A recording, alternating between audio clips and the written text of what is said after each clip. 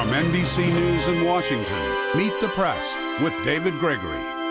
Good morning and happy Easter. We begin this morning with the continued fighting in Libya. Reports of heavy bombardment by Gaddafi forces in the coastal city of Misrata overnight. This coming a day after rebels claimed a victory there after government forces literally and initially retreated.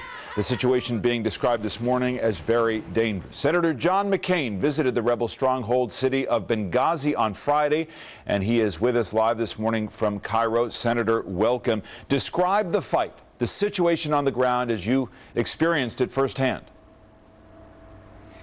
Well, in Benghazi, things are quiet and calm, and they have a transitional national council that is basically governing the area under their control. In Misrata, it is quite bloody, David.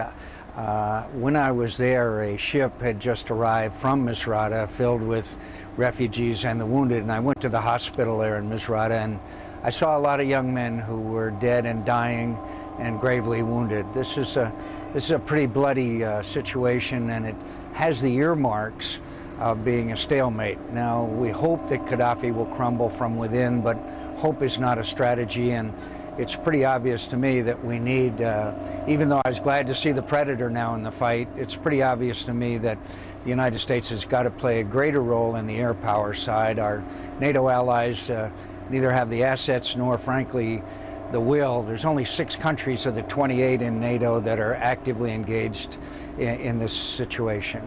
So if you talk about Predators being used, supplies for the rebels, if it comes to it, Senator, would you like to see this president okay ground troops going in if that's what it takes to break the stalemate?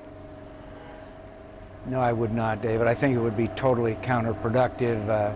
I believe that with sufficient and sufficient and efficient use of air power, we can bring Gaddafi to his knees. Is ideal terrain and situation for doing so. Have no doubt, though, that he and his forces are adapting to this situation by hiding in houses and doing various things to prevent the air power from being so effective. But I'll tell you, when you're flying around at 25,000 feet, it's pretty easy to hide from them. But we need to recognize the government as a legitimate voice of the Libyan people so they can have access to the funds that we have frozen of Gaddafi's. We need to help them with communications. We need to help them with humanitarian assistance. We need to, my view would be very helpful if we took out Gaddafi's television, because when the Libyan people see Gaddafi on television, it scares them. This guy is, you know, by the courthouse in Benghazi, there are pictures of the 1,200 people that he had massacred in one day in a prison. And so we need to be more helpful, but troops on the ground is out of the question. You have been a forceful advocate of the things that you've been talking about with regard to the mission. There's not a unanimous view, however, in the Republican Party, and we are in a political season already. And Mitt Romney, with whom you've disagreed about war policy in the past, he came out this week on the National Review and said the following about the president's strategy: "It is apparent that our military is engaged in much more than enforcing a no-fly zone. What we are watching in real time is another example of mission creep and mission muddle." Do you worry about this muddled mission and how it ends?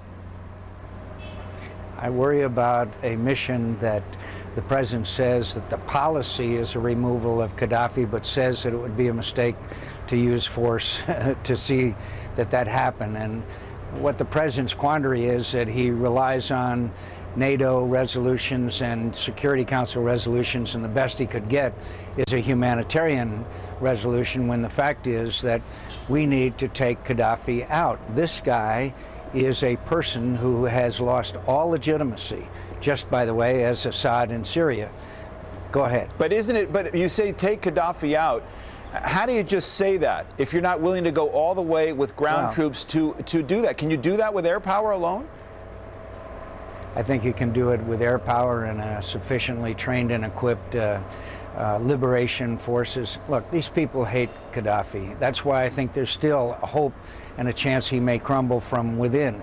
But the longer we delay, the more likely it is there's a stalemate. And if you're worried about al-Qaeda entering into this fight, nothing would bring al-Qaeda in more rapidly and more dangerously than a stalemate.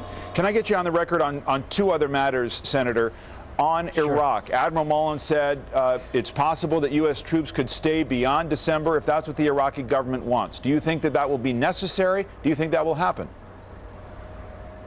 I think it's necessary that we provide them with things like training in Air Force. They have to be able to defend their own airspace. The technical and logistic, particularly intelligence capabilities that we have to offer.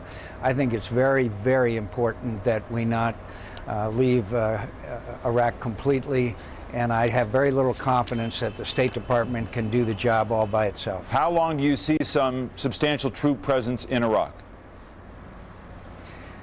I think it could go on for a period of time, but the key is that we not inflict any more casualties, that Americans who are stationed there operate in an environment of security.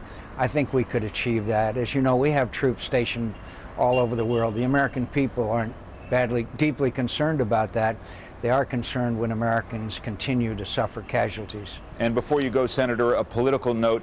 When you were running for president, you were endorsed very strongly by one Donald Trump, who is now, according to people I talked to, quite serious about getting in the presidential race. Is he somebody that you could back for president? As you know, I'm staying out of it. I think that Mr. Trump is having the time of his life. I congratulate him for getting all the attention that he's getting. But you don't think he's a serious candidate? Well, look, I'll let the people decide that. I'm glad he's willing to enter the arena. I think we have a lot of good candidates, and I am not endorsing any of them. I would be very happy if Sarah Palin got in. I'd be very happy with many of the governors that we have running now. I think we'll have a good candidate at the end of the day. But Palin appears to be less inclined to get in now. Do you suspect that she'll be there in the end? I don't know. I really don't know what she's going to decide.